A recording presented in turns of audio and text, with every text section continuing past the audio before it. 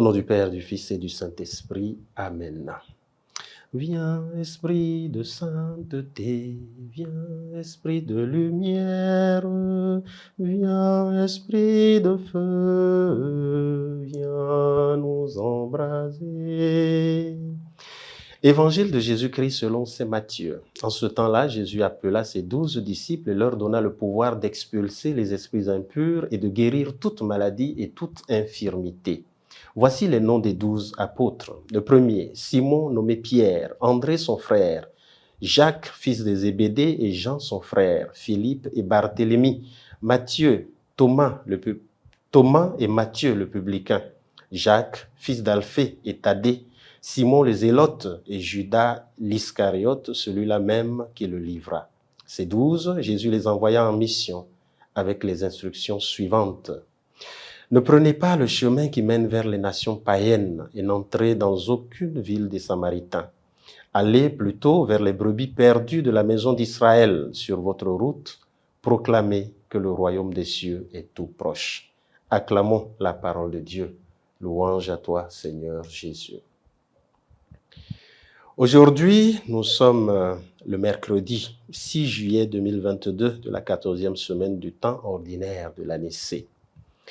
Et aujourd'hui encore, le Seigneur nous lance des invitations et nous appelle à pouvoir devenir tous des personnes qui continuent sa mission. Et ici, il le fait avec ses disciples à qui il donne le pouvoir d'expulser les démons, les esprits impurs. On va dire que Jésus, ce qu'il est capable de faire, il transmet cela à ceux qui le suivent, en commençant par les apôtres dont nous venons d'écouter les noms. Et cela se transmet de génération en génération et nous savons que dans l'Église, les successeurs des apôtres, ce sont les évêques. Le pape fait partie de ces évêques et qui transmettent à leur tour ce qu'ils ont reçu gratuitement de la part du Seigneur et qu'ils sont appelés à donner également gratuitement aux autres. C'est le don du Seigneur tout simplement. Un don qu'il nous fait, nous n'avons rien mérité pour cela, mais c'est par pur amour que le Seigneur le fait, il s'occupe de nous. Et voilà pourquoi nous sommes invités à prendre conscience de cela, à savoir que chacun et chacune d'entre nous, comme chrétiens, comme baptisés, sommes appelés à travailler pour le bien et à faire en sorte que le mal que nous pouvons voir en nous et dans notre société puisse reculer. Lorsque le Seigneur nous invite et nous donne le pouvoir d'expulser les esprits impurs, il ne s'agit pas tout simplement de faire de l'exorcisme.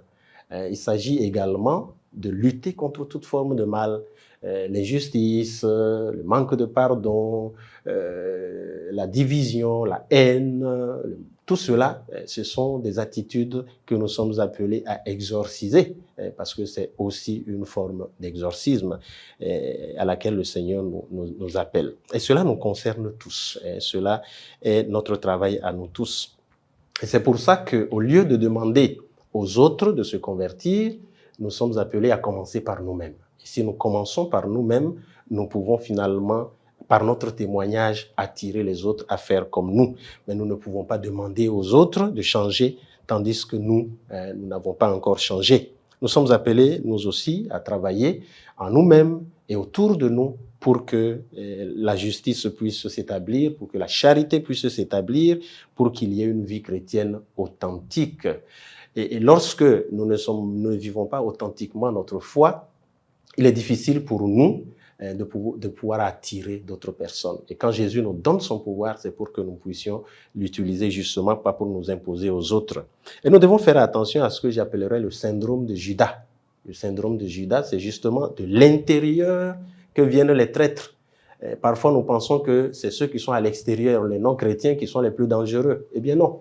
C'est parfois les chrétiens qui ne vivent pas bien leur foi ou qui cherchent d'autres intérêts qui peuvent être les plus dangereux pour l'Église et pour la communauté chrétienne. D'ailleurs, les divisions, parfois et souvent, viennent de l'intérieur. Alors, nous devons travailler pour grandir dans notre foi, pour être meilleurs entre nous chrétiens, et c'est cela qui va attirer les autres. Voilà pourquoi les chrétiens ne font pas du prosélytisme. Nous n'obligeons pas les gens à se convertir. Nous les appelons à la conversion à travers notre attitude. Que le Seigneur nous aide tous et toutes à être des missionnaires par notre attitude de chaque jour. Au nom du Père et du Fils et du Saint-Esprit. Amen.